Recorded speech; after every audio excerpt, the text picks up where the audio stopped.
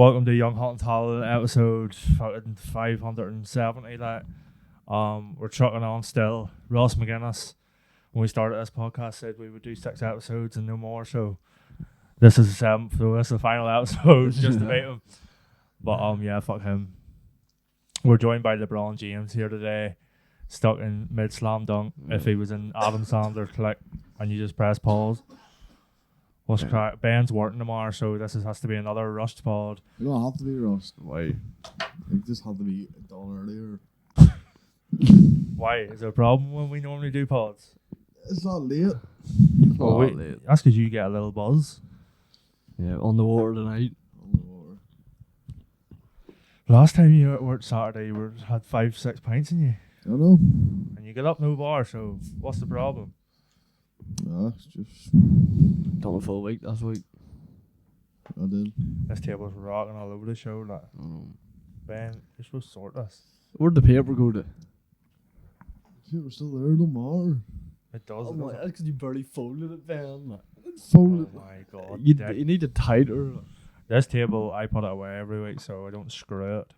Because I don't even think there's screws for it. Like, so it just gets put in a different room and then wheeled out. And so it's not screwed in. It's just put on with paper. Don't be Fuck. bastard, boy. Totally fucked. LeBron James are rocking all over the place. Gucci's definitely going to bust in mid-podcast. Probably won't do it Really right now. bad form today. It looks Yeah. with me red eyes. Who? Gucci. Sad all the time. That's why she's not getting ultra attention. So what happened this week was I got Robbie Williams tickets for Crook Park. I text Ben, and Ben, I text Ben, do you want Robbie Williams tickets? He's like, yeah. And I didn't was say like, yeah, you did. He said, yeah. I said, how? He said, how much is that? I said, they're €100. And he said, that's not too bad. €100 £83. And he said, that's not too bad. I goes, right, well, I'm gonna get them here. Do you want them? He goes, do you need pay for tonight or next week, or can they wait till the week after? Because I have a wedding next week. And I was like, Ben is infamous for never paying you back. So I've been burnt by him too many times. You know what? I'm actually glad I'm not going. Why? Because I'm going to do something else that day. Dan, it's literally about 4 months in advance. Like. I know, 6 months is in August. I'm going to do something else that day. Oh my god. Farmer's Bash in August as well. I didn't know. I thought it was in June. What are you Anyway, gonna do that day, Ben? What you gonna do? Can't tell you that now. It's for Dar's birthday. Yeah, Mummy got me a ticket for my birthday, and then Cormac's buying the R ticket, and then, but I text Cormac, he didn't respond to me. Ben was responding to me and was like, actually, don't even worry about it. He's like, nah, don't want to go. And then I goes, sure, man, she want to go. Should be better cry. And then he just sent me a blank snap, like as if I was one of his streaks, as if I was one of his women. And that was it. And then Cormac said, yeah, I will go, because he wants to rock DJ. Yeah. And then, so in August, we have planned. I'm just going to go to Camaraderie and listen to Stephen King. So, it's pretty much the same thing. And it's closer to home. Are you going to sing, does Rock DJ sung by him hit Closer to Home? Yeah. Robbie Williams. Me and Cormac. Is it on the Saturday? Is it? Yeah. I don't know, whatever the fuck. 23rd of August is. My dad's birthday is 21st. So can't we're going go. for Quine's birthday. 23rd of August, right?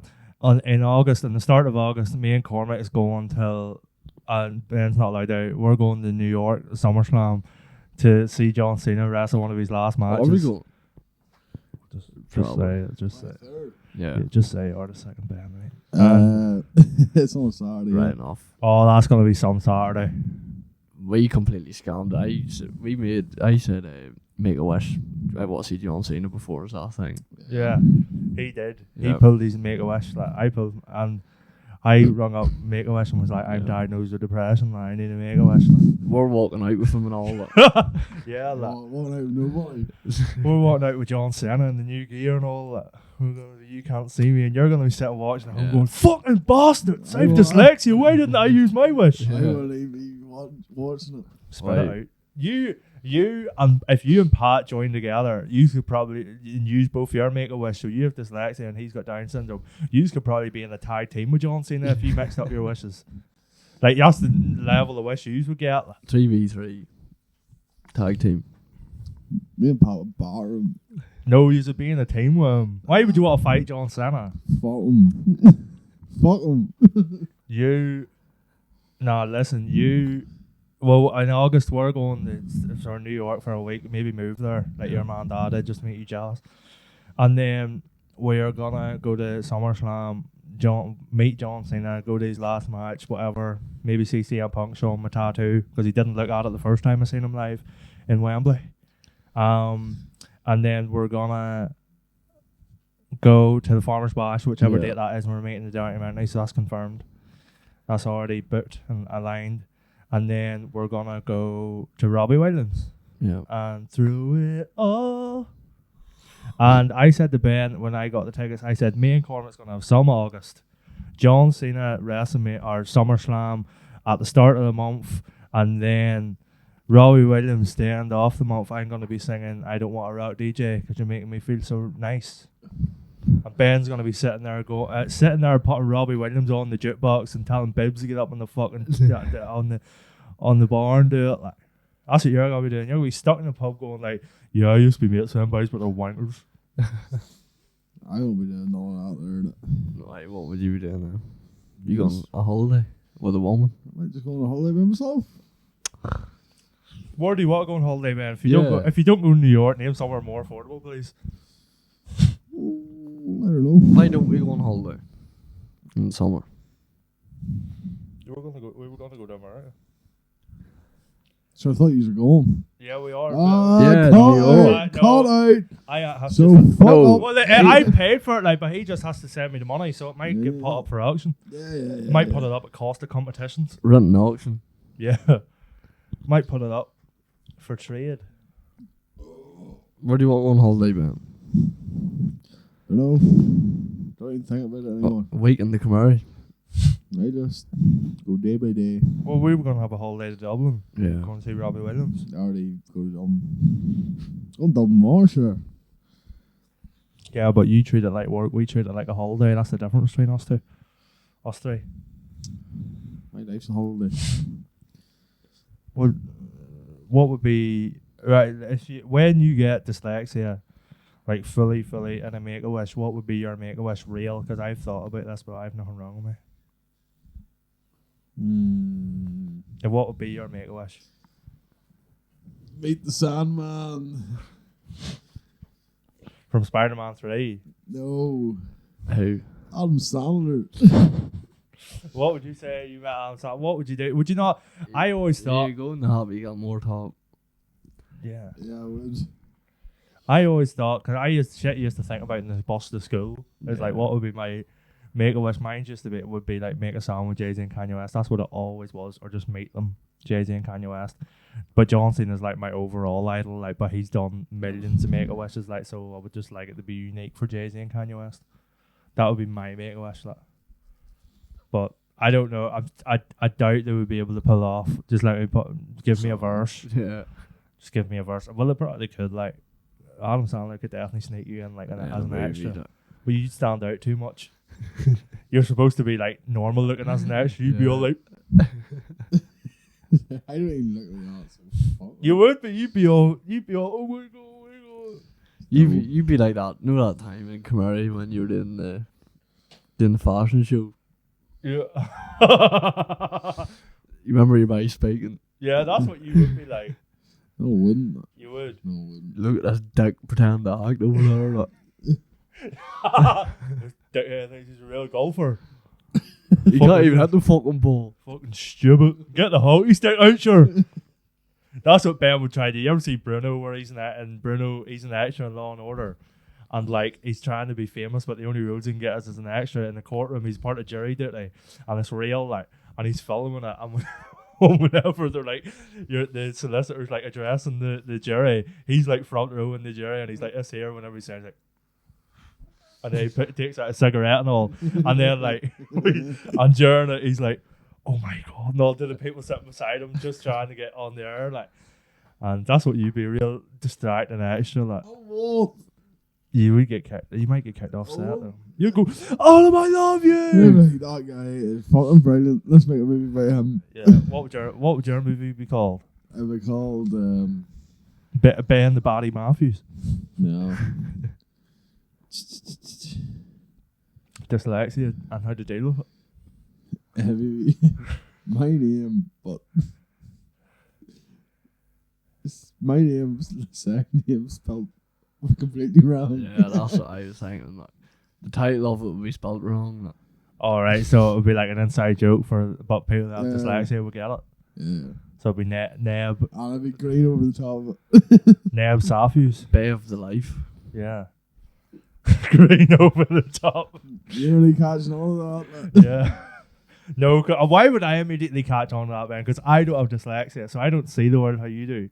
And then you would do like a popcorn bucket, because you know the way, if you could do like the bundles, like for films and stuff, you get like the special buckets and cups. Yours would be the pen to read the film.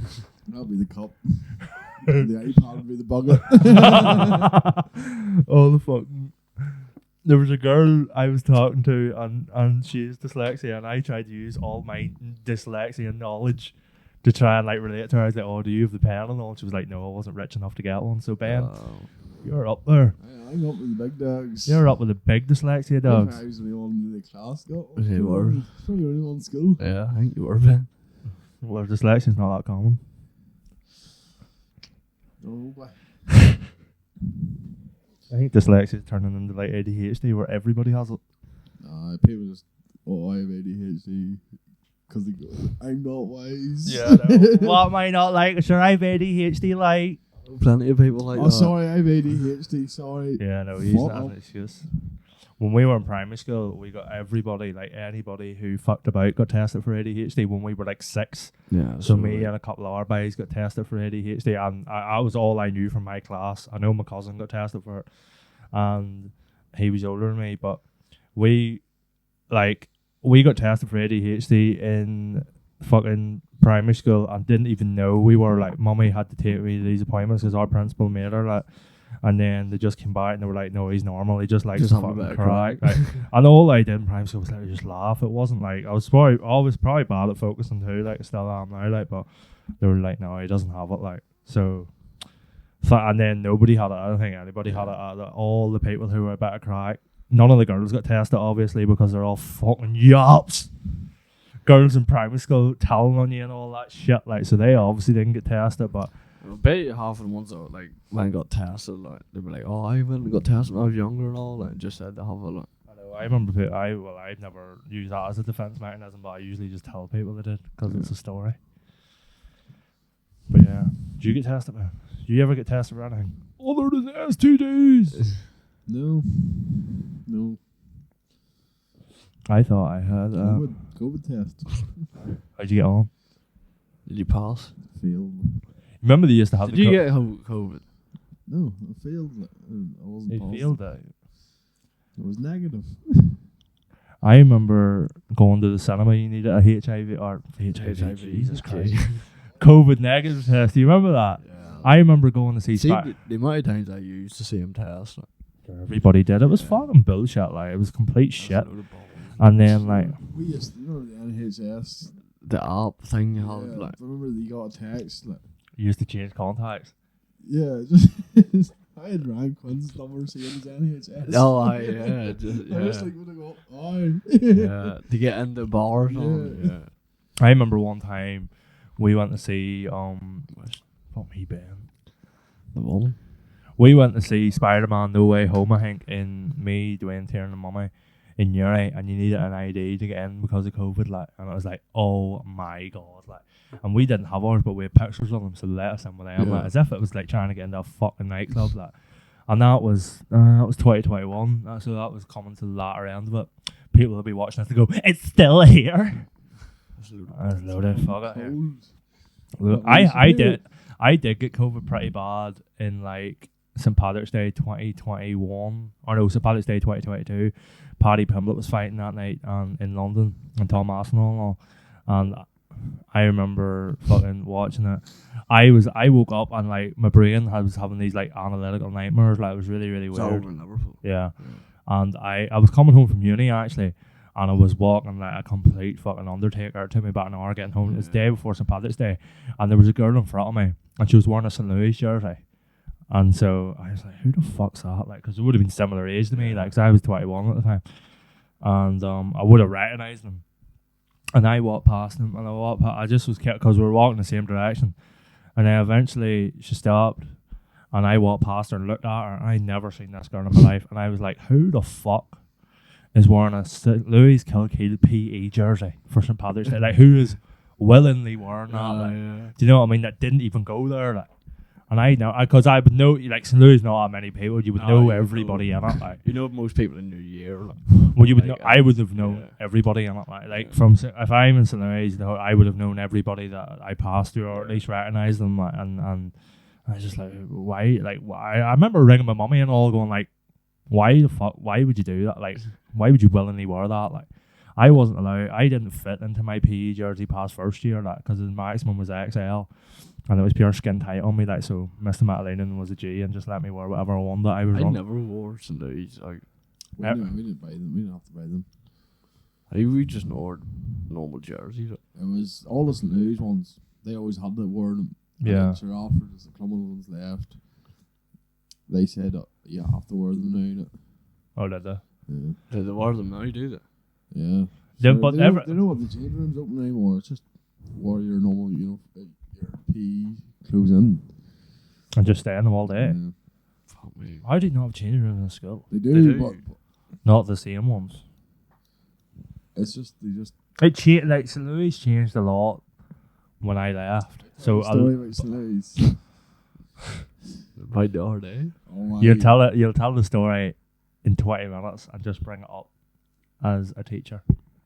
Okay. And you'll not say no names, so don't tell it yet. But anyway, tell it in like 45 seconds. Anyway, I was always like, everybody in our year had to wear the St. Louis gear, but then I didn't. I think me and Mr. Madeline were boys though, and he was my favourite teacher ever, and he just let us wear whatever. Well, he let me wear whatever I wanted, so I would have run about in Bayern Munich full kit with Hockey and 7 on the back, and Mario Götze jerseys. I remember one time, you ever see that photo of, like, I've definitely showed you this before, but it's like an African fella sitting on a chair wearing a full Bayern Munich kit and loafers and green socks. I don't know. But I'll clip it in. I've seen it. I'll show you, but there's a meme, and I'll clip it in, of these here, like this here African wearing a full Bayern Munich kit and loafers and green socks, and that was the exact kit. And Andrew McComb used to send me all the time.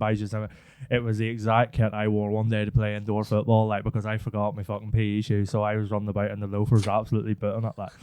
And indoor soccer, you know the way he played on the benches with the goals. Yeah. When there was a penalty hit, I just lie flat across the whole bench because I was that tall. I covered the whole thing. And then Mr. Matley was like, "Young Hackney, you can't do that." And then that was it. Like, and then it was that was all my skill gone.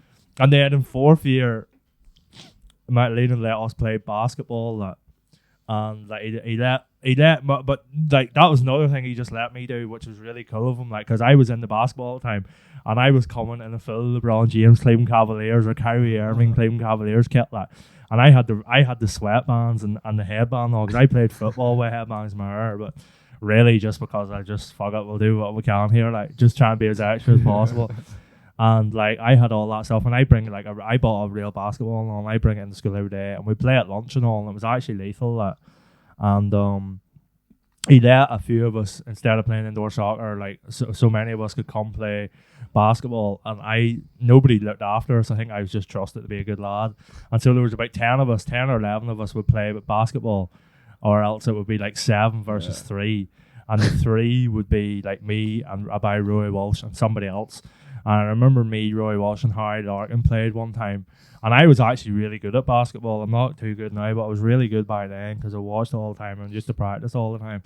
And we played for an hour or something, or 40 minutes, and I scored 58 points.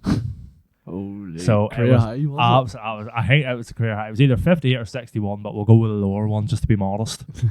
But that was a domineering performance. But I just got the ball and I just could jump over everyone and just lay it up. Sounds like Bibbs over here. Yeah, 58 goals in one season. Lad, I was like Wilt Chamberlain. There's no footage of it. We just had to believe it. Like, flight. I don't know. The cameras weren't turned on. Oh, it was lethal, so it was. I remember that era was like, fuck, I'm lethal. There was one time in St. Coleman's, we played basketball because there was a few guys played basketball because there was a basketball team. Say basketball anymore in that sentence. Yeah. But we went and played with them one day, and I can't remember specifically who it was, but it was like we weren't playing football, so we just played with these ones. And the bell had went, and it was like a close game, and there was this Asian guy we were playing with, and this is 100% true. There was this Asian guy we were playing with, and I know his name, but I'm not saying it. And it was his ball. I think it was his ball, and we were playing, and there was like a point in it or 2 points in it, but the bell had went. And them nerdy guys are like, right, as soon as the fucking bell goes, get the fuck out. You know, but you know the way you would go on, next goal wins. Next goal wins, or next point wins. And I was like, right, we'll do next point, and all this here. And we were running about in the ball, and we were trying to score, and he ran over and grabbed the ball, ran inside, and he roared at the top of his lungs. He said, it's my fucking ball. This is what all you white people do. You take, and think you own everything. That's what he said though. Oh my god. I was like 17, and we were like, oh, what? That is the biggest nerd that ever lived in the entire life. Like, and it was like, just out of nowhere. Out of nowhere, because the bell had went about 8 seconds ago, and we were trying to get an extra point. Like, but yeah, like, fucking completely crazy. Like, some steal. Oh, he stole it all right. Nah, but fair play to him anyway. Got what he wanted in the end. Never played basketball with him again, tell you that much. Wanker. Yeah. What did you do? Ben? A certain time ago, in a certain place, a certain person. Yeah. Me and my bro. This all made up. Me and my bro. We're going up there, picking my wee bro up from somewhere. A school. A school. What was it? Just a school. Just school. Open night. And my ma told us to go out the back, dead on. So let's put music up. They came up, and then went out the back, turned the music down. I went in and got my wee brother. I was bunged it. And so we went down the turn. So the people coming past, so we just stopped the car. And so we just stopped and waited so we can turn in. And this certain teacher came over and it was like, what are you doing here, boys? You shouldn't be here and all. I was like, oh, I'm just picking up the brother. He was like, doesn't matter. You shouldn't be here. You're trespassing. I'm going to ring the police. And I was like, what the fuck's he on about? But he's like, roar to me. Like I was still a student. Like, fuck me. We're trying to turn the car here. Doesn't matter. Just get out. Never come back here again. It's fucking ridiculous. And this is a teacher that was like dead on with us back in the day. And he has rung to complain previously about these videos. Yeah. And I am 24, and he has rung my family about videos talking about the school at all. And just to let you know, don't take it so serious. Like, we're comedians, and we're journalists. And a teacher in your school told me to go do journalism in school and in uni, and that's exactly what I went and did. So I a great example for your school. Have me in for a talk you want. St. Coleman's bring me in for a talk. There's a girl I was great friends with back in Our Ladies, and she's doing she done English in Edinburgh, and she did a master's in journalism. She's doing a master's in journalism, and she's working for the Echo. And I texted her and was like, you literally stayed in my whole career. And she had done a talk a few weeks ago in Our Ladies about choosing English for A-level. And I was like, what the fuck? I done English A-level. I went to uni, done journalism, and then made a career out of it. And like, I'm making a career out of it. And it would be a load of famous people. And like, all this shit. And like, I give so much credit to St. Coleman's about it. It's like, why do I get asked in for a talk because I have a bit of crack? I would love it, like, because I wouldn't now. Do you ever have? I remember like when I was younger, I would be in St. Louis, and I'd be thinking like, imagine you got real famous and they invited you back for a talk. Would you do it? Like, I think I would drop the mic and be like, fuck this shit. But you wouldn't do it. I think if I had the money, like if I had a load of money, I would like donate a certain amount to like the English corridor or the English department of the school, because they're always underfunded in schools, and that's what I owe the most to is English. And like that would be it. I would donate money to an English department and like be like the rest of these can go fuck. I would probably do that to the SRC. Aye, that's right. You do talk to Yeah. SRC. Because I don't do anything with school. Yeah, you do. Well, I don't think I do anything with school either, like. But I went to St. Coleman's and had like turned into like a character, and then that's what I thank that for, like. Yeah, it helped me with English, and it turned me on the acting a lot actually, because Kieran O'Hara and stuff would tell me to do acting, and then that's what I'm trying to do now. So they helped me a lot with that. Like teachers in St. Coleman's, the difference of teachers in St. Coleman's was that they knew that you were a fella and you were not the embodiment of Satan. And in St. Louis was different. It was like, if you literally even think you're more than a number, you will be put out of the school and internally suspended. Like, I remember one time in employability, you know who taught employability, like. Sure, say it in the mic. I don't really want to edit, Ben. Anyway, yeah, I'll cut that out.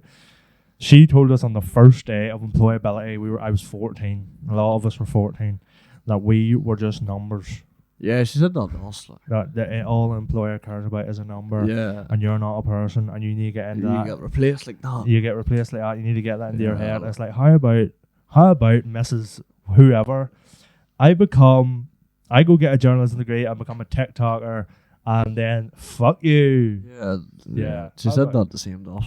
Yeah, you don't remember that? Like, I always stuck with me. Like, I was like, I need to get out of this place now. Like, that's what I like. That really turned me off the school. It's like, if you're trying to get young children to think that they're literally numbers, and then just condition them to go and like be shit, and like that's it.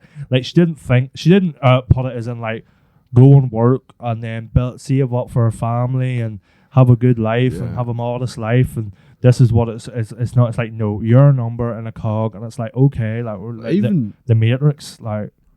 even like parents or someone would say that to you, like say like you were working, and then like you could be like, say you could be bored or something one day, but like you're just another number. They could replace you any second, and then you have no job or anything like that. There, like. That's why you're supposed to be self-employed. Yeah. Ben, you had to went and done your time. Yeah. You hadn't left tech. We could have been starting Homer Plumbers, home plumbing. BMP. You ever see that van with the Homer's one that spins about, like, with a Homer on the back, but it just says Homer? Look, BPM, Ben Plumbing Matthews. Yeah, Ben Plumbing Matthews. That's your name of your film, The Plumber. The Pipe Man. I don't know. The magic Ben Pat Matthews.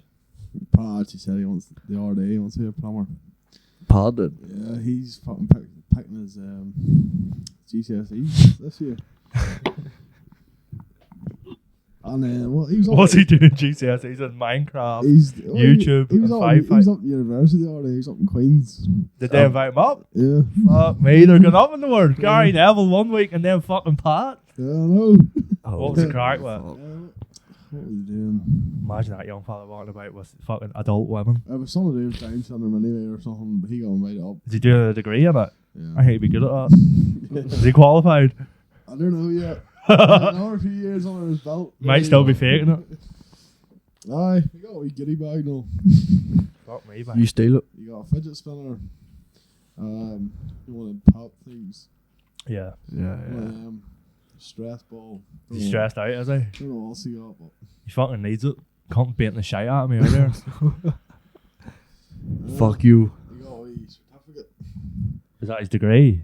I don't know. I don't know what the He fuck got a it degree in that. He did. I bet you go get that certificate. It says degree, first bachelor, first class honours bachelor degree, first class with honours bachelor's degree, Down syndrome. Patrick Matthews. Patrick Matthews. Yeah, probably. So fucking been invited to Queens more time you have anyway. Yeah, I know. I remember we got invited in St. Coleman's up to Jordanstown and Queens, but we went to Jordanstown on the Tuesday and then Queens was on the Monday. But on the Tuesday night, my ma used to work in a salon, and I had a sunbed, and I had never really been on sunbeds until like the week before that. So I went on it for 12 minutes and got a heat rash, Oh my god. and couldn't go. Sitting scratching myself for about 2 days straight. So No, it's supposed to be what, 4 months or something? no, you 6? do like you do build three. it up, no? You build it up, yeah. You build it up. I've no problem with doing sunbeds either. If anybody wants to go and do it, I don't give a fuck. If you want to go do it, like with Ben. Oh, Ben's getting conscious here because he's on sunbeds, like, and he doesn't want to talk about it. No. Like. You've one in the bedroom. You ever been to sunbed, Cormac? No. That's lies. I actually haven't. I don't think I ever will either. I have a good load. I did a few months of it in Liverpool because I look really good with a tan, and we all look really good with a tan. And I realised that in 2023 summer, but or 2020, yeah, whatever, 2023 we summer. went to Murdoch for literally like a week. We went to straight. Murdoch for a week straight, and the tan lasted 6 months. It So we was need to do that. wild. Let's go on holidays in a few weeks. I fuck want it. that other tan. Yeah, well, Yeah. I don't really tan. Yeah, you burn. I tan real easy. That I tan like half an hour out in the sun. Like I'm from like a snake. I peel like fuck. you're like a snake for one reason. Yep.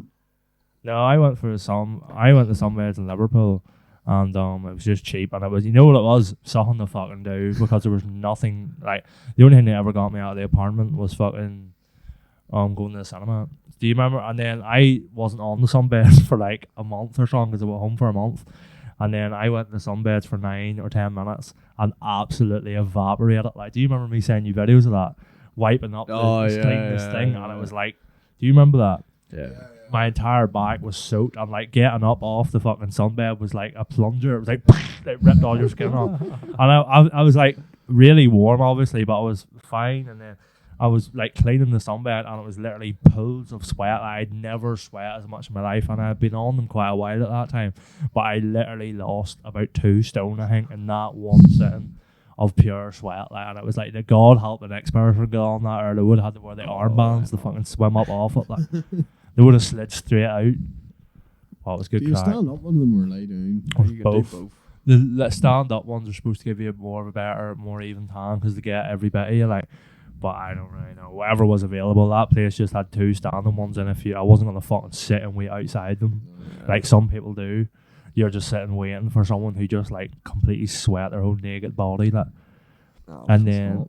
yeah, you would walk in, and the wee Scouse woman would be, "I love, what's your name?" And I'd be like, "Hohian." It's like, "Is that Irish?" And I'd be like, "Yep." And he's like, "What's your first name?" I go, "Dora." And I go, "Yep, yeah." And then it would take them about an hour to find it. And then there was actually another guy with another fella called Hohian right before me, and I goes, "It is a small world." So that's how they find it all the time. And then I go up and just completely sweat the bit out, butt naked. Then you come out smelling like a fucking penny or something. You smell weird Like after real, that.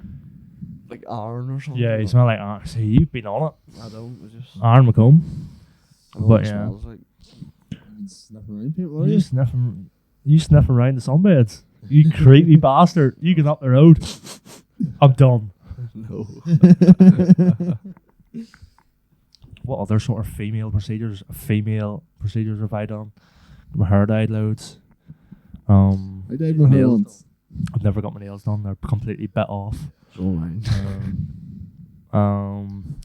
What other fucking thing? Do you ever go for a massage? Yeah, I used to go for massages because I tore my muscles in my Tommy neck. Randon. That's why you went.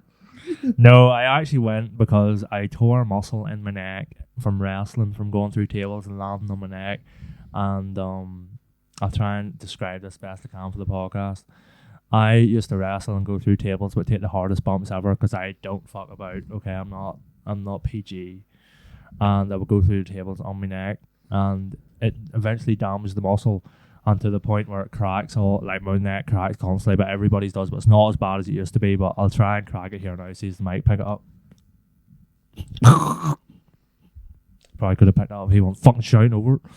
Anyway, I cracked it there, but it used to be like unbearable pain, like you could never sleep or anything. And I wrestled for like 3 years, and I've wrestled once a year most times, and it would completely fuck me for the whole year. And so I went through the table, and I would get a massage for like the last year of it, so 2018, and it would stop the pain for like 3 months. and then you'll go back for an arm massage.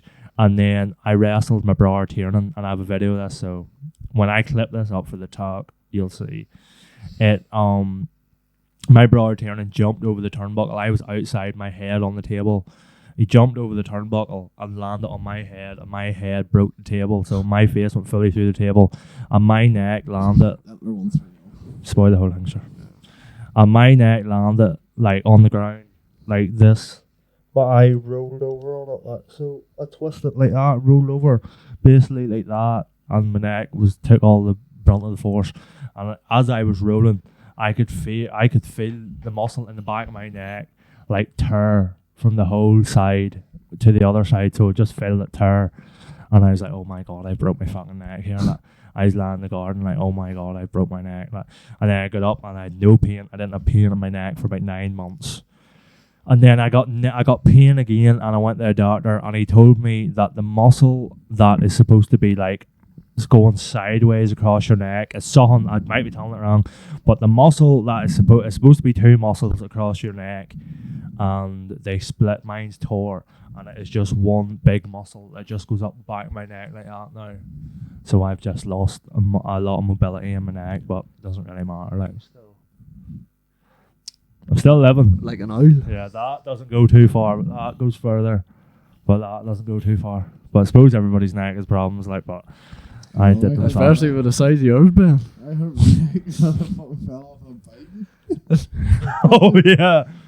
Speaking of fucking Jackass, Ben, you tell the story. Can you remember? I can remember it. Last summer, wasn't it? Yeah. Last summer we thought, alright, good idea. We'll fucking started watching Jackass. Started watching Jackass. We're like, make a few videos doing stunts and all that. So Ben just done all the stunts and then we start filming. So we were up in Albertans one day. We seen a rusty bike. But we called up to see Niall. He wasn't there. His family was went on holidays and he was at training. We said, fuck it, we'll just fuck him out in the garden here. And we seen this bike, and there was no chain, no brakes, just a frame basically. Two wheels, two flat tires. Flat tires, and we're doing like wee bunny hops and all. And it's like, that's cliff. Yeah. Niall's front garden's like 3 levels. Like, yeah, I'll edit it in that. And like, go down it, and I was shitting myself. I'm not gonna make it. They're like, you will, just remember to jump. Yeah, like pull yourself up and get speed. I actually didn't know how it was gonna happen. No. I thought he was just gonna come straight off it and land on the 2 wheels and maybe hurt his bum or something. Yeah. Like. But you go ahead. We made him do a couple of jumps before, like 1-inch jumps and all that. And then so Cormac went down and he started filming. Wow. It was like a 4-foot drop, like a 4-foot jump. Yeah, it'd probably be like the size of this table. Yeah, it's probably about the height of this, like 3 foot. It was a 3 or 4 foot drop. Yeah. From one of his garden to this jump to the other bit of the garden.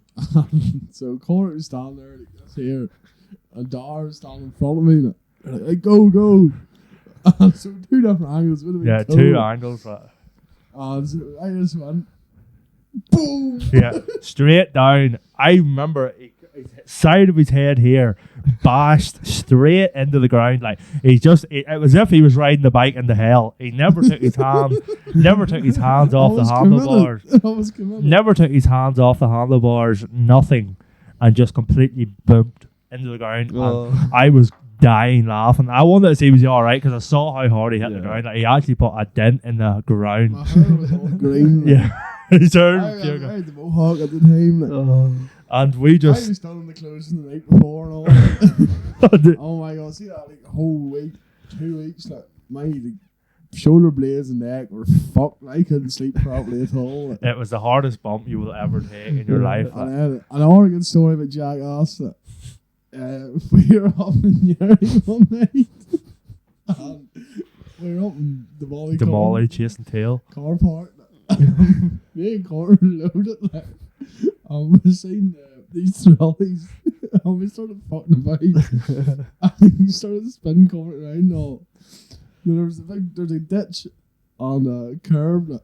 So this was flying. This video never went out, didn't it? It did go out, but TikTok took it down a few times. And it just went flying. The Cormac just hit the curb. Just went completely straight out of it. I'll try and put it up with this. Like, he went straight out into the fucking fence and like the craziest act. Like, show that, put that at the camera, see will that show up. That try like this is Ben's body when he jumped off the cliff at Niles. Yeah, it's all right. I think you can make it out, can you? That's his body. And just imagine that he went head first. Now, you might notice why you can't see all of his head in that image. Yeah. It's because I started laughing midway through his jump and pulled the camera away so he wasn't even in frame. I actually wanted to witness it with my eyes and not with a camera, which is not what you do as a cameraman. No. You have to look at it through the lens. He is the cameraman of our Costa entertainment business, and he forgot to press record. Yeah. So he had the good angle of it. You can hear in the video, oh, I wasn't recording. Oh my god! Do that again! Yeah. Ben, you told us a few months ago you would do that again. But I was devastated. I didn't record it properly. That was wild. It was one of the best. I don't know if I would do it again when I think about it. But we had a load of stunts written out. Like, we had stunts. We were going to get a tractor tire. Yeah. And push Cormac down a hill. Cormac willingly done it, and he wanted to push down my hill at my house, which is like a fucking 200. It's just going to get you down. You're going to go into the road. It's like a 250 metre field, and it's all downhill. You go into the road, and if you don't get hit by a car or a bus, like, you're going into the ocean. Yeah, he would have. We imagined that you would have rolled the whole way down my hill, and you would have eventually got to literally about 50 miles an hour. And you would have maybe, if you had done it, you were either going in straight into the bushes, or else, if luck would have it, God would come and you would go slightly onto the ramp that leads out onto the road. You would go onto the road, and you would go into the other field across the road, which we rent. And you would just roll the whole way into the sea, and you maybe end up at the Isle of Man. Yeah. But that was his fucking plan. That was his idea. And he's like, yeah, me and him went up to the fucking the yard and all, started looking for tires and all, but they were all dirty, and we were like, will he fit in that one? No, we were going to do it. Like. It would have been game over. But the best stunts we were going to do was the quad and get sleds and tie them to the back of the quad, and then set up ramps in the field, and then try and fly off ramps. That would have been good. That still will do that. Like, I would do that. Like. You just get slipping like a big bit of tarp or something. I know that. The slip and slide stuff, I remember that. And try and land cow dung. That would be a good one. Like just you know at the mouth of that shade down there, where all the cows go in, it is mucky as fuck. But it's not cow dung, it's not dung, it's just muck. And shite. Might be a bit of shite. No, but that would be good if you got like in a normal field where loads of cows are and there's loads of shite, where we set up a ramp like a water slide, and you fly up off the water slide and you try and avoid the dung. And so you do, like, whoever doesn't get hit, like, just try not land in the dung. Yeah. Would that not be good? So definitely, you're just gonna land. You're just gonna just land the shite down. Sure, we'll do a slurry tank, and first one lands and it dies. No, I'm trying to think of anything else. What is it? Where is real shitty? Oh my god, you know what would be good? What? If you fucking, you know the slats in the yard, you screw up all the shite. Just slide on them, man. Yeah. You can run water over them and try and do a body slide. You will fucking slip into them. You'll actually die because it's just a hard rock. There's a bit of human shite mixed in with it. Yeah, daddies. We better piss. God knows what. Nice. What else? No, but we did have that all written out, and then we done Ben's jumping off video, the bike, and it just didn't really work. TikTok didn't let. No. TikTok said it wasn't appropriate, so it kind of got limited a wee bit. But it did dead on, like. But then the video of him on the trolley, it got took down like 3 times. So now that we have a massive following on YouTube and we're averaging like 200 views a video, it would definitely be worth it now for YouTube. Now that we're going from 20 to 100,000 views on TikTok every video, we'll do it for 200 views, and that will get people to. That will be like, I get a cow. I rape a cow, and then that will be your thumbnail, and your thumbnail will be you like this. Yeah. Everyone, this is the thumbnail. This is the thumbnail. Right, do a thumbnail pose right now. Right, but what we'll do for a thumbnail? No, you have to. Are you acting surprised or what are you acting like? It's LeBron James. Go. Slam dunk. LeBron James on the podcast. LeBron's on the pod. Oh. You put the shorts down there, are you? Ooh, I think the model of the penis. We'll find out after. Subscribe to us on Patreon. Is this here? It's a magnet. You take it on and off, yeah. It's pretty fucking cool, that. Does it bounce? Yep. It's like a ping pong or something. This is a really expensive figure. It's worth about... It's got a load of head sculpts, and it's got his Miami Heat kit and his Lakers kit, and it's got, I think, 4 head sculpts. He sent you that privately, didn't he? Yeah, and he sent me that privately. You can not find that figure on the internet. You might be able to find the new Lakers one, but this is the first ever LeBron James Blitzway 1/6 action figure, and I actually was sent it by LeBron James. So you try and find that on the internet, you won't. And he sent me it with a custom brand new LeBron James head sculpt and the kit, and then Miami Heat head sculpt whenever I'm feeling like, I want to go back to the younger days. Push Yeah. me guitar back time. Yeah, every week I'm going to do that new thing because you don't get seeing the figures properly, so I'm going to just set one here. Next week Next week it'll be the Joker. Next week it will be 1, 2, 3. All the Jokers. It will be 3 Jokers. It'll be actually 6 inches about the wee small ones we put into and the Pop Funkos. It'll be about 12 Jokers because tonight I had a very, very unfortunate bit of news come my way from an ex. So if it's not all sorted by next week, if I don't get on the phone and sort it all out with her, because she is currently something wrong with her. Not sickly, not emergency. She is mentally, I think, something wrong with her. So if I don't have that all sorted by next week, I will tell you all the story about it. And you'll remember on the podcast a few weeks ago when I was talking about women, it was this one. So yeah, we will see. If I'll tell you next week whether I sort it or not, and it most likely will not be sorted because I'll probably get lied to again where it is sorted. I think I got catfished. Well, it's you know about it, but we'll talk about it more next week. I met the girl multiple times, like loads of times, but she's still a catfish. Anyway, any other crack? Oh, We'll talk about that next week. Shite. You need a shite? Yeah. How long will you take shitting? I don't know, like 5 minutes. Oh my god. Do you want to pause the No, don't pause the You pod. Ben can just speak. What time was it? How long was it? No, we're not cutting off now. We've done a 50 short one minutes. last week. Just go to the toilet quick. Well, Joe Rogan does this and then he just stops. And then comes back. Push like fuck. Right, let's just slap her about him loads. I don't really like him. Wait, we're both wearing yellow. Yeah, well, I'm wearing Hulkamania. I'm wearing a new top. You wore that top cut weeks ago. It's absolutely roasting in here. Like, I'm soaking.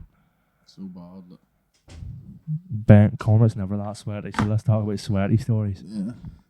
One time in secondary school, I had a friend who doesn't like me anymore because of my political beliefs when I was 19. But he was a good friend of mine. And the second year, when you're a grown boy, you have lots of Hormones. puberty. You hit puberty. Sometimes puberty hits you back by.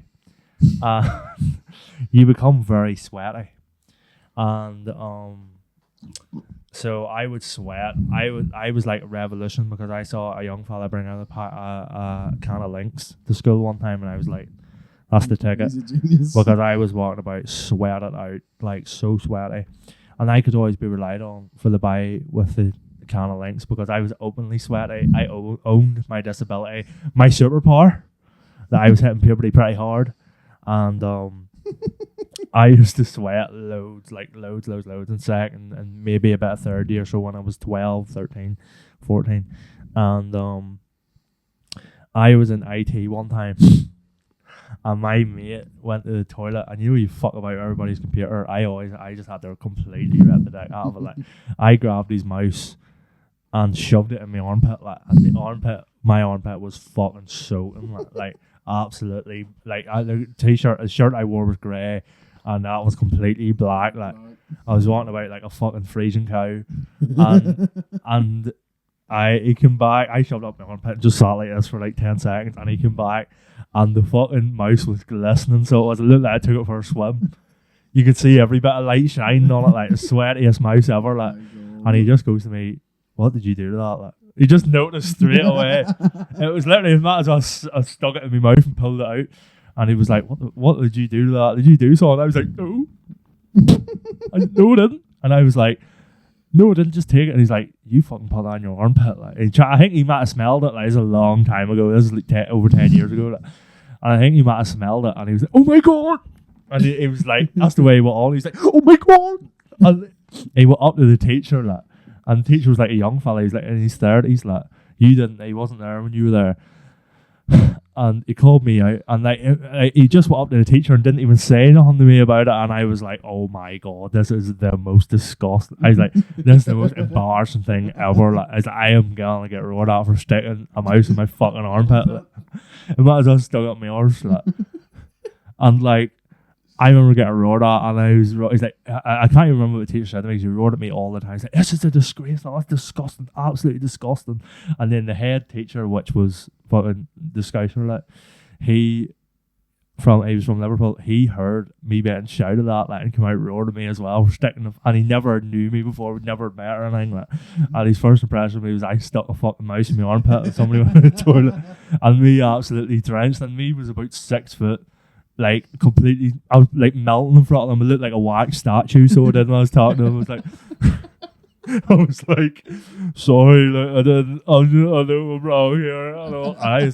I used to see, when I was like from 1st to 4th year, I used to cry all the time when I was getting, like, when something real bad was happening, I would cry. I don't know if I cried this time, but like, I was getting in trouble 3 times a day, like, but that was pretty bad doing that, or like, and I remember like, yeah, it was trying to be shoving it in the armpits, like, and it was like, just puberty was hitting me hard, like, and I never really got spots or anything, and like, my hair would have got pretty greasy. My hair doesn't get greasy now, my hair is really dry now, but like, things like that have changed. My forehead's pretty sweaty now, like.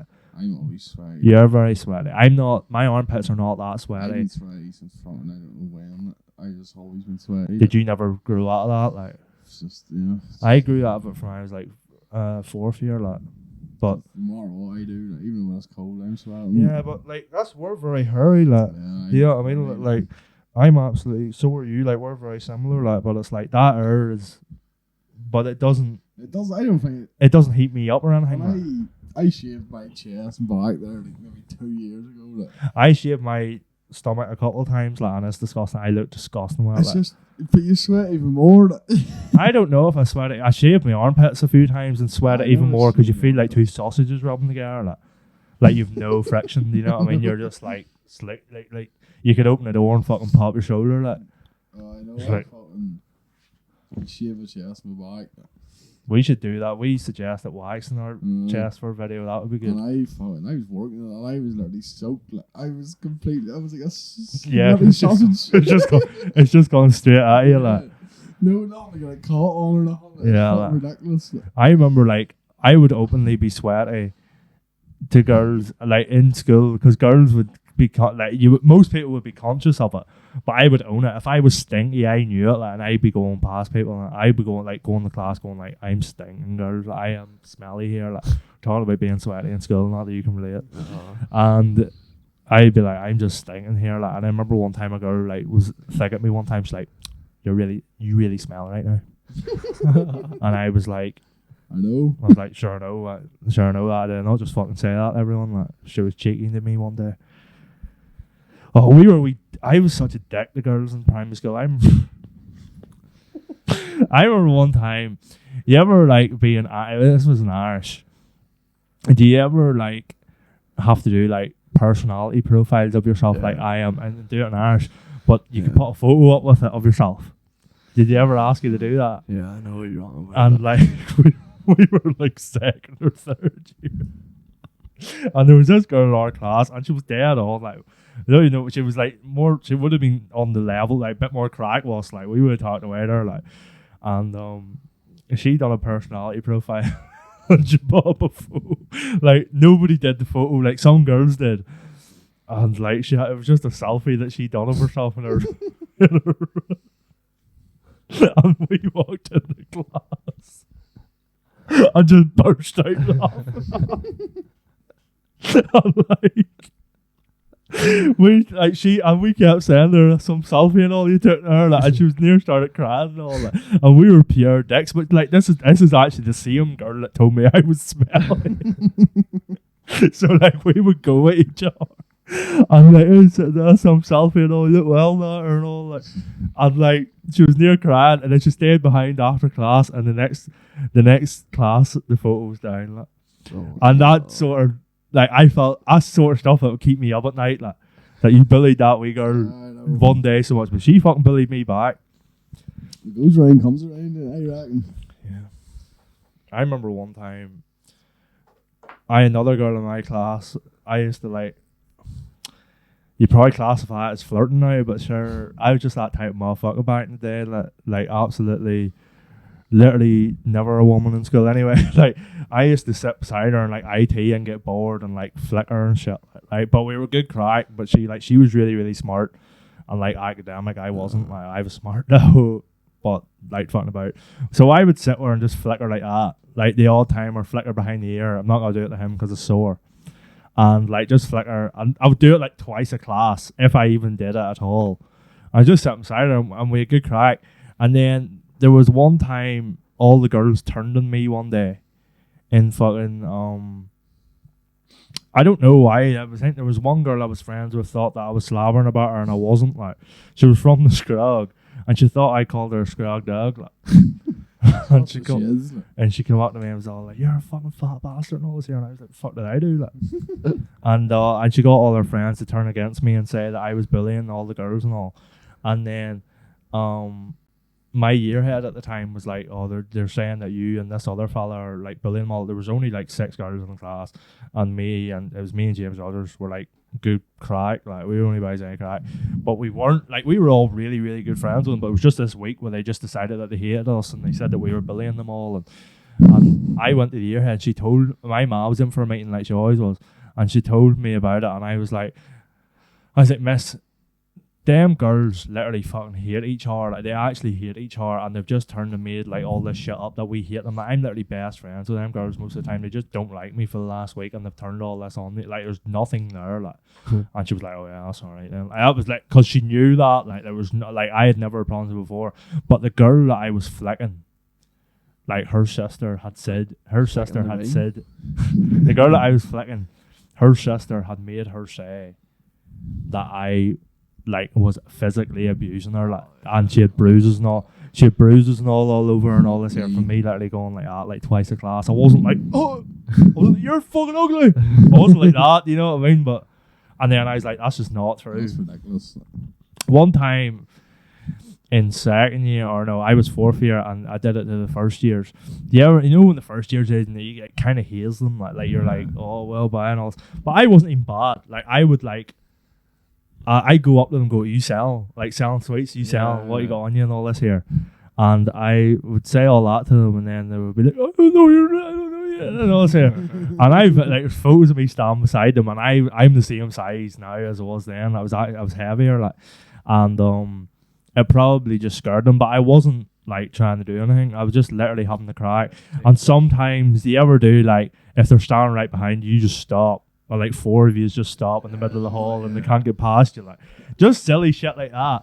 And then they all reported me, like, and I walked into one of the head teacher's classes, and one Friday morning I just got invited in, and we did this for like 2 weeks, and I would crack away with them on the bus and all, and be like, "You sell," and all this crack, and just fucking stupid shit. I was like 14, and like, I walked into the head teacher's class, and it was the whole year group standing in the whole year group was standing in that room, and I just burst. I was like, "Oh my!" I walked out and goes, "Oh my god!" Like, I just knew what was coming. It was like walking into a fucking shooting squad. Like, it was like, felt like, we'll just make it topical, like, because it's Auschwitz anniversary. Like, it was like walking into a gas chamber. Like, I knew I was fucked. You know what I mean? Like, they had taken everything off me. Like, and I walked in, and the teacher goes, "Now, who here feels they have been targeted by Dara here?" And every fucking hand up. But it was the whole year. It was fellas and all. It was what year group was it? It was fucking I'll tell you who was in it, and I'll put the mic down, tell you who was in it, and you'll tell me who was in it. Like, of our mates, who was in it.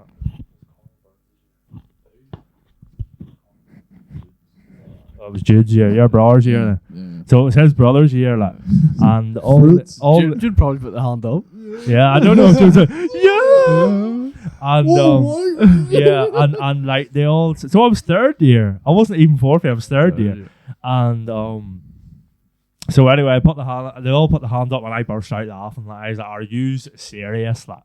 Like nobody's. And then they put every hour. I just sort of laughed at them. I was like, "I'm not doing that." I'm literally asking, "He's already selling?" And one of the teachers, like the other head teachers, brought me across, and you'll understand who it is when I do the accent. But I know. He was like, "Why are you asking who's selling? Is it selling drugs?" and I was like, "No, it's selling sweets. Like it's sweets and gifs. It's not serious. Is it selling drugs?" I was, no. And anyway, he took the whole year group out. They said, like, right, you can all go back to class. But one wee girl stayed. And this wee girl, and I'm near sure, I'm now friends with the girl I think it was. Yeah. I'll say here put the mics on the deal.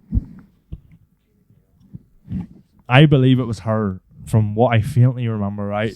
I've asked her about it. She said it wasn't her. She doesn't remember. Anyway, the teacher kept us back and he was like, "Now, Dara, this wee girl here has told us that you hit her one day in the corridor." And me, like a fucking full grown man, like hitting the wee I was like, "What are you on about?" I said, "No, I didn't, like. No, I didn't, like." I was like, "I did." I was like, "What are we even on about here?" I was like, "That never ever happened, like." And there was never another word of it again, like never punished or anything for it, because it was just ridiculous. Like rumours with no legs don't run, you know what I mean? Like it was just completely numb. But in that school, like, they threw the fucking book at me for everything, like everything wrong that happened. Like it could have rained one day and I would have got the blame for it. Like it was wild. It was just our friend group. I remember. Do you know the hall or the downstairs, the like canteen? Yeah. I remember you put a hole in the wall. You put a hole in the wall. Much money in it. I think it must have been our last week or something like that. They just kept shouldering it, and Ben just went with a foot. Just went through it. Just for fruit size, it was just massive. I remember one time in the canteen, DT. I think I might have told you this before. I used to like take DT's shoes off of my feet. Yeah. I told you that. Like DT is my friend, like, and he used to, like, sometimes you played footsie, like, but it wasn't sexual. Like it was just fucking about with the man in front of you. Well, I hope it wasn't sexual for him anyway. And I pulled his shoe. I like had the big legs, like, and I would just pull people's shoe off by like just tying my feet together and just pulling, like, and the shoe would come straight off. And I did it to him all the time.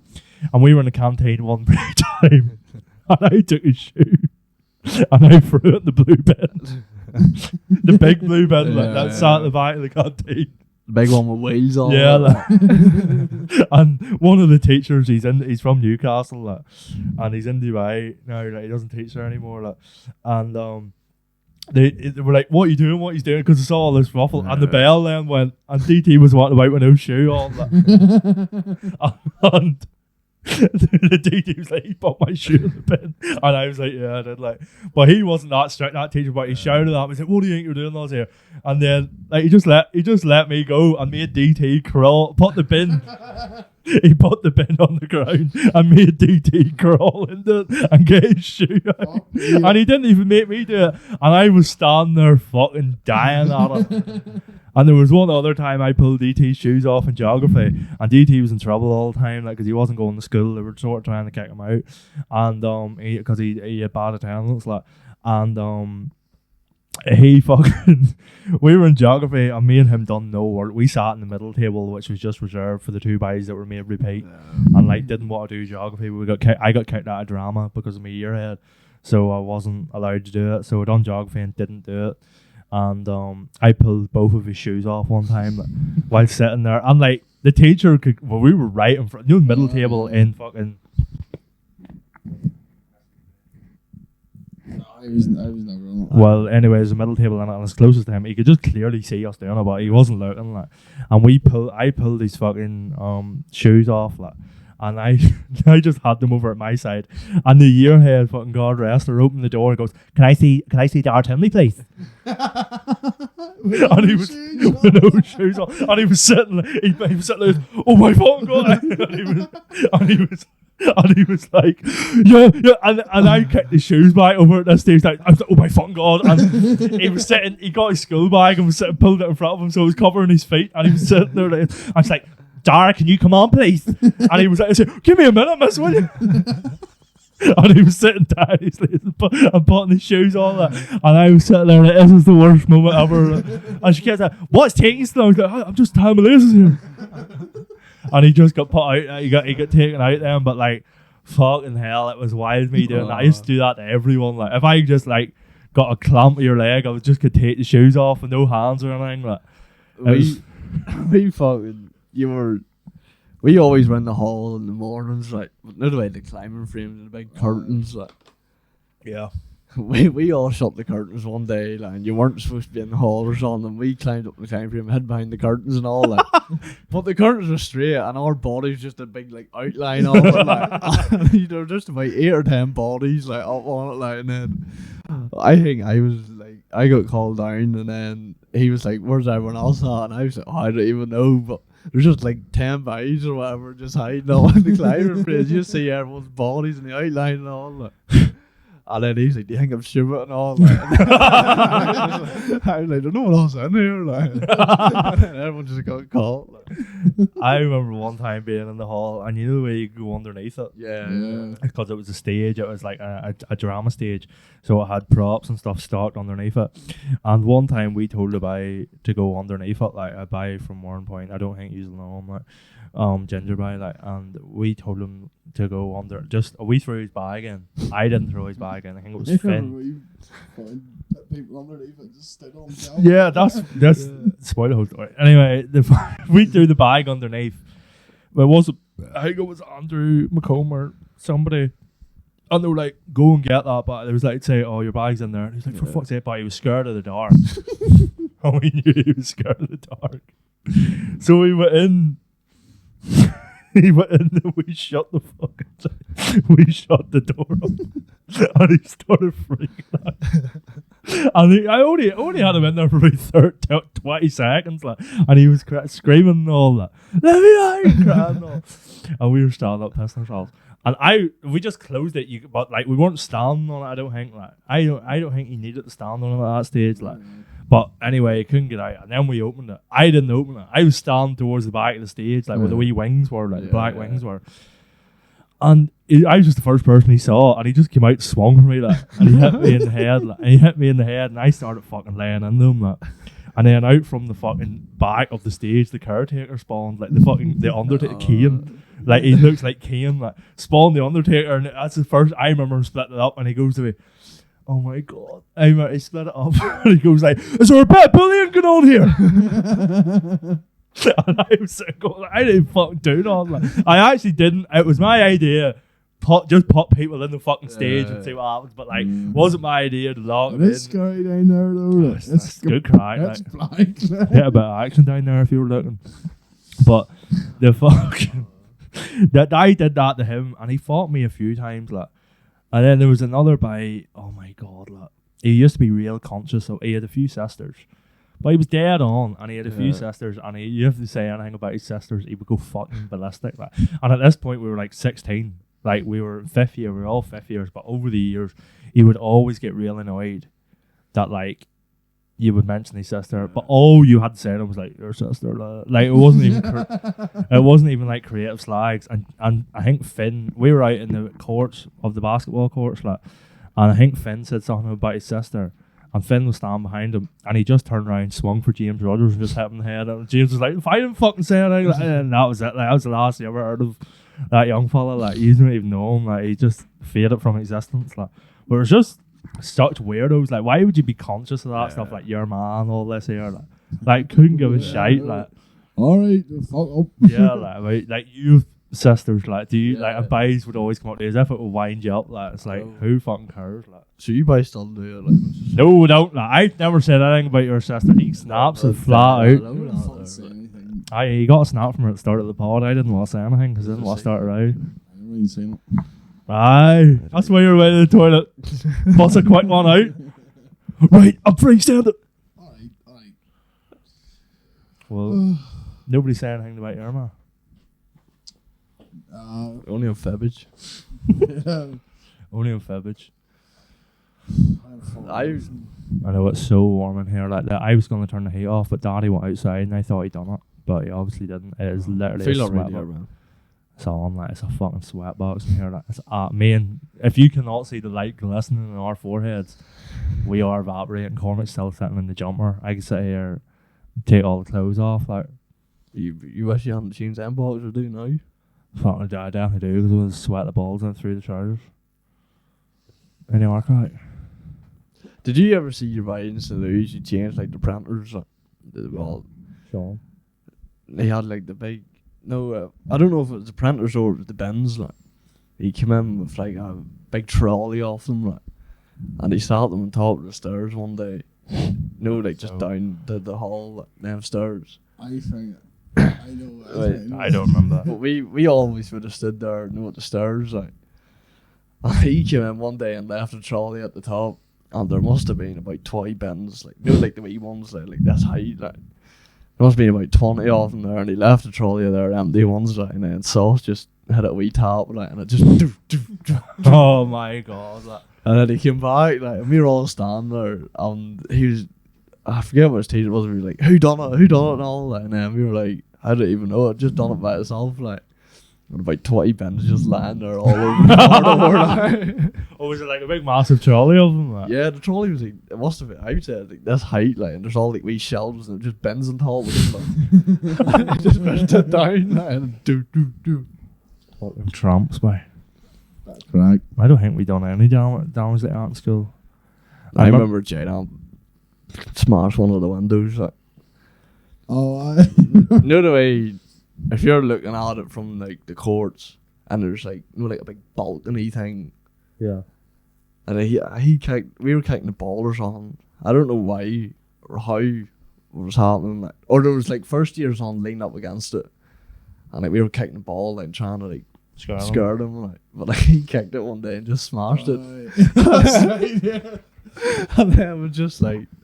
It just ran away, but there was one of the teachers looked out the window at us, like, and seen Jadon do it. I remember like Kane Rogers and all being up on top of the roof, like, of St. Louis, like, Which roof? Mount Carmel or the top main roof? the main roof. Fuck me.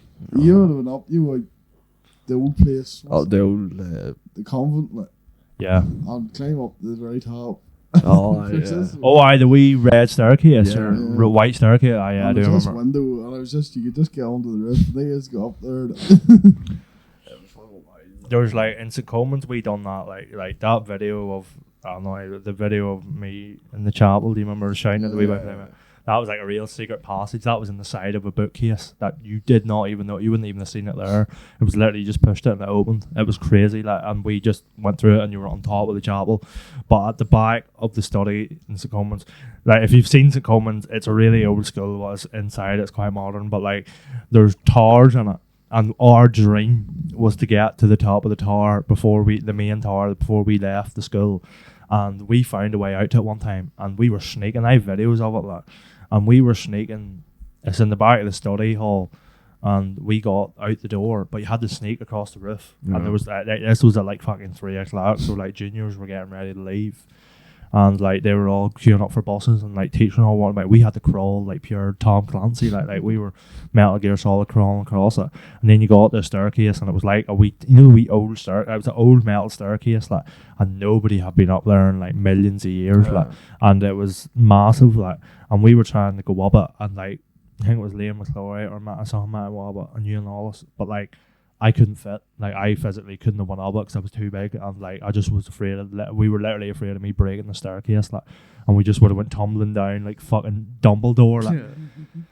And they were up it, and I never got seeing it, but they got up it, like. But the thing about that school was the boarding. I've told you that before. Like there used to be old boarding halls, and they were completely pristine. It was as if somebody just like did everything and got up. I have a cool story actually to tell you about this. Everybody got up and left, like as if, and that's what it was like in there. So I think it was about, I ruined it, to be honest, because I put it on my fucking story as usual. Like, but there was this here boarding bit in St. Commons, and it was completely brand new. Like, it was as if you could have lived in it and nobody would have knew. It had like brand new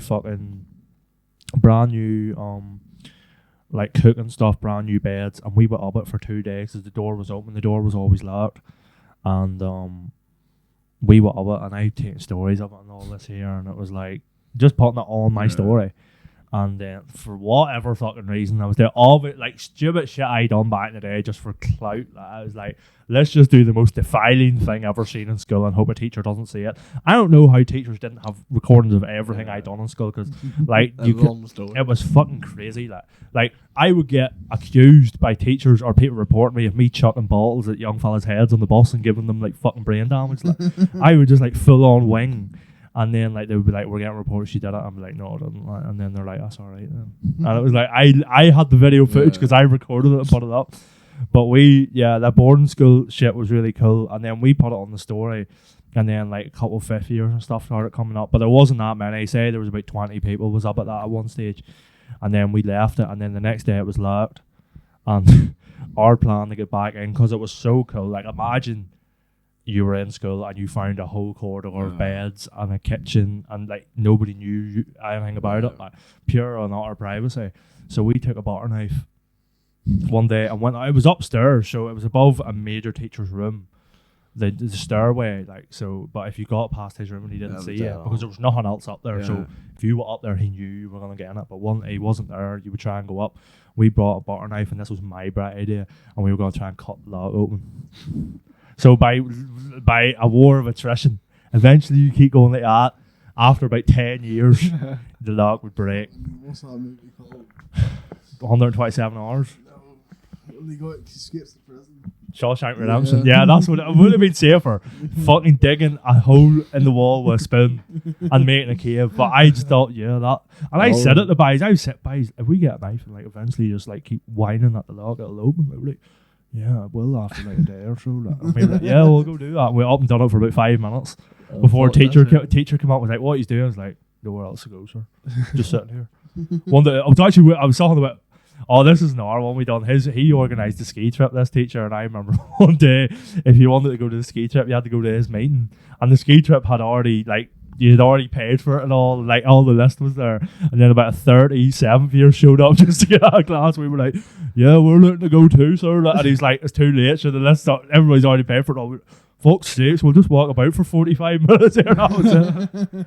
But no, what I was saying, my ma told me the other day about a cult that used to live. Do you know Anna Longhouse? Do you know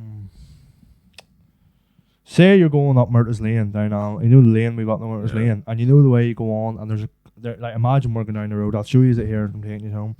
But you know the way you go down the road, and there's a bend after that, Murtagh's Lane, there's a bend and a dip, and then there's a house with a load of trees, like a newish big grey house, looks like this house in the trees. If you just go past that, there's a lane and it says like free range eggs. Yeah. Up that lane, there's an abandoned house and restaurant. It used to be a restaurant. And it's called a Glassjamming Lodge, I think it's called. My sister used to work on it. No, it's like, I think it's from ages ago. Like, no, Glassjamming Lodge is, I know it's on it. There's two different ones. They own both of them. You're thinking of the one up the Mill Road, or up the Core Road. Yeah. No, the one up the Mill Road. Yeah, the one up the Mill Road is a different. They own both of them, right? But that one that you're talking about, my uncle Patrick looked to buy it one time, so I was in it one time, and it's scary as fuck. My sister worked in it, and then my ma used to clean it for them. Yeah, it was like, but my uncle Patrick we went to view it because he wanted to move here, but it was like wasn't that there, but you would have had to make it like a hotel. But it was that place. Mummy said they owned that place, but but it's not abandoned. But this place I'm talking about, I think it must. What is that? Glassjamming Lodge or house? It's Glassjamming Lodge, I think. Or is it Anna Long? I think it's one of these. I'll get more details next week because I sort of need to focus on it. Anyway, there was a cult lived in it, and they owned both of them, called the Moonies. And when Mummy told me about the Moonies and told me to look it up, I obviously looked up Mooneys because I thought she was talking about a family called the Moonies. Yeah. And Mummy thought that too. No, it's a cult which originated in Vietnam called like Moon, but it's Moonies, so they're like Moonies. Yeah, Do you know what I mean? Like, so they're Moonies, and they were a cult, and they were totally self-sufficient. So they had like their own chickens, and their own cows, and their own everything, and they worked at this restaurant. And I don't know everything about it, but for next week we'll figure out some stuff. But Mummy used to has went to the restaurant a few times, so it was lovely and all, but they and we'll maybe go to the house, we'll see. But they had, so this is like a Northern Irish cult, other than fucking Catholic and Protestants. Anyway, and they're only really prominent there, like they weren't that big around the country, but they owned this restaurant and they had all that stuff, and these families would go and join, and they all had shaved heads. So like everybody would have shaved heads. And they had certain beliefs, but I can't remember them from reading it. But they one day Mummy told me that they just got up and left. Like they got up and left everything. And like one day they decided they'll just go somewhere else, and Mummy doesn't know where they went. And I'll try and get in contact with somebody to interview them, but the house is up there and it's abandoned and nobody owns it. And Mummy said her and Daddy and all went into it like years ago, and like the accounts and all were lying on the floor, like the accounts of the restaurant and all their money and all, not the money, like their bank account fucking statements and everything was lying on the floor. Like they just got up and just left the building and just went, and don't know where they're at now. Like, but there's a cult that lived up the road, just literally a mile from us both, beside Glasgow and Chapel. So I'll show you it someday. But yeah, pretty spooky. Right. Hopefully we'll get the next one. Start it across the road. Yeah. No. Any more scary stories, man? There is, but I need to get more detail on it. That's fucking weird, but... Do we have to get Kate Matthews as a guest? Is that what we were talking about? No, it's nothing to do. Any GAA news, man? What was your GAA thoughts of the week? Down's crap at the moment. Fuck me. Yeah, Down's pretty disappointing. They're getting beaten. Points. They played Cork on Sunday. Ben, be careful what you're saying, because we are the most famous Down supporters on earth, other than my great uncle Emma. I'm telling you the truth. Disappointing result there. Don't want to say they're brilliant, because they're not. No, well, they played well the first half, Ben, but like, these things happen. The new rules come in. Two halves. The new rules. Was it a game of two halves? It looked like it. It's a game of two halves, and I think what other common phrase do they use? I didn't think Roscommon had that in their locker. Well, they did. Look, Down with a better team on paper. I don't think they were. Look, Roscommon had the legs. What other common phrases they use in sports? I seen Pat Haven scored 8 points. He scored 3. He scored. We will have these details for next week. He scored 1 from play. 3 from. No, he scored 3 from play, 1 from a free kick. But it was all 2-pointers, so fair play to him. So, well then. He got most of the week. But I didn't watch most of it. But they sort of got Down, ended up getting defeated by the new rules. Is that really what happened? Like they fell victim to them? Like? I'm not sure, but they saved the penalty. Oh, and then the keeper got taken off, didn't they? I think so. Michael Murphy's come back this weekend. There'll be big pieces. We were supposed to be going to it, but Ben Down play Cork this weekend. That'll be a big rivalry. The 2010 All Ireland final. Do you want to go to it? On Sunday, I'll go to it. Yeah. Do you want to go to it, Cormac? Where's that? In Port Esler. Obviously not in Cork. Fuck, it'd be better if it was go. Well, this is the National League. It's at 11 o'clock, isn't it? It's 1. Longstone King. I'll have to go to that. We'll have to go to the Longstone I call friendly. Sure, Ben's playing on it. That's right. It'll not be too friendly. He's playing by. I tell you that much. I remember we used to play Longstone. Used to play I call, and you get the speech. Now I know they like people who were your best friends, and all the time when you were playing them in football, and you would just get the speech fucking. Your best friend's out of the side the pitch. Yeah. You can fucking do whatever you want outside the pitch. He's a fucking hug and kiss and be your fucking best friends or whatever. But you see him when that whistle blows, and in between them fucking lines, you're a fucking enemy because you know what they do. They're shitting that fucking badge in your chest. They're fucking prima donnas. They don't give a fuck about you. Yeah. They're sitting in that room there and they're fucking laughing at you. That's what we would get. What else do we get? They won this game at 4:30. Or they won this game at 7:30 and moved from 7:15 to 7:30. So a few more days, we're gonna be home from work. No, they're fucking laughing at you. I says, no fucking way, young fella. They're fucking laughing at you and they're taking a fucking piss at you. And then that's what you get. And then I would hate playing against them, like, because they were my best friends. Yeah. Like, I just didn't even want to play against them. And I remember one time I was a full back, like, and I'll just say it was fucking James Rice was in net for Hypothetical, and then John Rice was full back, like, he's marked me, and this was like under 14s, I think, or like minors, like one of my first games. No, it was under 14s. And I remember John Rice said to me that I was full forward. I think I was on for about 10 minutes, and he was like, "Scored some no there." Didn't score anything, like, and I was like, "So did you?" And he was like, "I'm full back." He goes, "So like, could have ran away on up the pitch there. He won, but like something along them lines." But yeah, but I may hear this story about my dad playing for Hypothetical. He was in like with the keeper, like 1-on-1. The keeper quite white to white, and he was lying on the ground like, "Oh, I broke my leg, oh!" And he rolled him out in the ground, and the referee came over, and Wayne McCullough was sitting there over the top of him, seeing he was alright, and he just bust out laughing. He like, "Here, Potty, your penis is hanging out." I jumped up like no right. Holy shit. I think he's trying to get the physio on for a rub. What about that there in the fucking Late Show? Yeah. Oh, forget his name. What was your band, the Late Show? He's from Clare. And he was the captain of he was in the hurling team that. Oh, I don't know his name. Forget his name, but I have the video of it and I'll clear it up. He was on the Late Show, and he was on the Late Show. Did that game go to extra time? Yeah. Some game, some great advertising for the sport. Some best game of hurley ever played, wasn't it? Yeah. You know what I really love? I'll say this now. I love when there's a hurley game and then people right after it say it was the best hurley game ever played, and then the next week there's another hurley game, and then it's the best game ever played, and that just continues for the whole All-Ireland Championship every single year. That should have been the final. Yeah, that was really the final last year of some game when they're fucking scoring puck out. Sorry. Anyway, the Clare guy that was on fucking Late Show, and he was like, Paddy Keatley, who's just up the road from us, guys, asked, he was like, "Oh, what was it like and all?" Whenever like I'm sure he was very tired and all after the game, going in the extra time. What was it like in the change rooms? He was like, what was it he said? He was like, physios, we have two great physios. They were rubbing out bikes. And they were rubbing out lads, and then some of us, everyone was exhausted. We were rubbing out lads, and I'm sure one or two of them others came in and started rubbing out lads, and we were literally busting out laughing. I don't know if it's down south they have that lingo, but rubbing out means wanking, like, you know?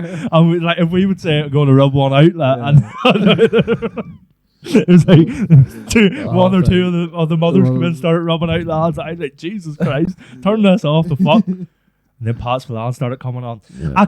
What was that? A county championship is a county championship, no matter it's A, B, or C, or junior. And I also he said, and then because he was talking to the two Johnnies, and then like one of them, which one was it? Johnny Smythe scored a point or something in the final, and it was like real slow motion, and he was like, "Like I said before, a point is a point." And then he rambled on for about 45 minutes. I was watching the other final there, and I was more interested in the fucking seagull. And I found out at the seagull, and what did he say about it? It was like some interesting fact. You know, this seagull is the smartest animal on earth. Smartest bird or something. It was the smartest bird, and it fucking was. And it was because it was the only thing I was watching that it was dead boring. And he was like, "I see what the new rules coming in. I want to be back in the Sunday game." And so he was just trying to get a job. Yeah. And Paddy Keatley got talking for about 5 seconds, but it was actually lit. Pats Milan was actually a good character, and we went to Pats Milan's pub. He was literally soaking. He was like, "Us boys right now." He was like, "Oh, funny as fuck." We went to Pats Milan's pub in Kenmare, and when we were on holidays in Killarney, and Daddy got us up early because it was a good drive from Killarney. And we're like, right, we're going to Pats Milan's pub, maybe meet Pats Milan and all this here. And then we got to it, like, and it was this real long drive. We got up early and like structured the whole day around going to it. Like, we went there and it wasn't even fucking open, and we didn't even. Daddy was like, I told you. I talked to my ma. Daddy was like, "Sure, I told you, Caroline, it shut down years ago." And I was sitting outside it, and then he asked me later, he's like, "Is it definitely shut down or is it still open?" And now we think it's still open because he was talking about it. Wrong place, I think we went to the wrong place. He had 2 bars, like, but we're not sure. But we were trying to meet him to get him on the podcast before the podcast existed. But yeah, it's 4 months to 11. Yeah, that's right. You need to go to bed. Yeah. Right. We'll round it up there. I think that was a good podcast. Plenty of clips. I'm absolutely sweating the piece out. So, After this podcast, I'm gonna watch Joker Foley Ado, the new one on 4K, and just relate to my life, because the first Joker is about, he never gets a woman in it, and he imagines the woman, and he never gets a woman in it. And then in the and that was my life leading up until I popped off. And then the second one, he gets a woman, and then she totally stabs him in the back. So I'm gonna relate to that tonight. I'm gonna watch that. Like, That's life. That's what people say. You're flying high in April, shot down in May, but I don't let it ever bring me down. I've been a get lyrics up. That's life lyrics. That's life, and so it seems. that's life. That's life. That's what people say. We'll live it until Ben. Hurry up. The phone's Spit it Get it out. out. Where the fuck's my phone? oh. Getting charged in there for the amount of snaps I'm gonna get. You're riding high in April, shot down in May, but I know I'm gonna change that tune when I'm back on top in June. I said that's life, that's life. and as funny as it may seem, some people get their kicks stomping on a dream, but I don't let it get me down. 'Cause this final world, it keeps spinning around. Right, here we go. I've been a puppet, a pauper, a pirate, a poet, a pawn and a king. I've been up and down and over and out. And I know one thing. Each time I find myself flat on my face, I pick myself up and get back in the race. That's life. That's life. See you next week. Okay, thanks for watching. Love. Bye.